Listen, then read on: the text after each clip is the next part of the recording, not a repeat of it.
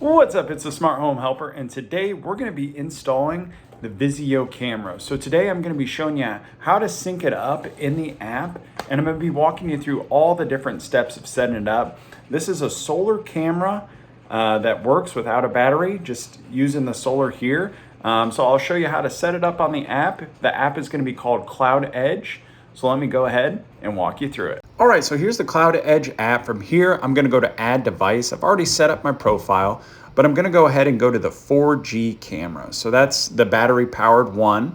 I'm gonna go ahead and click. And the first step it's gonna ask you to do is scan the QR code.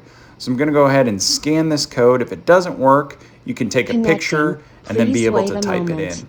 So this is the initiation process. I've seen it before where it doesn't go or it doesn't complete. This is where I'd suggest the factory reset, but you can see it synced up. It's gonna go through some talking screens. It's gonna make sure that I have enough power or signal here.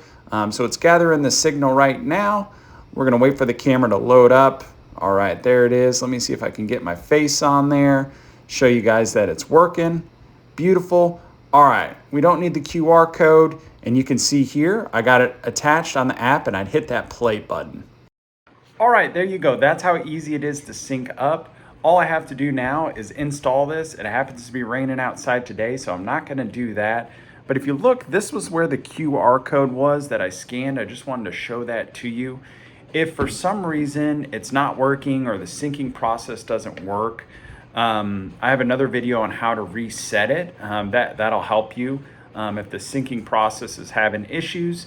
And then the other thing that I noticed was within the app, if you have an Apple phone, sometimes there are some settings within the app that you have to allow to be able to do it.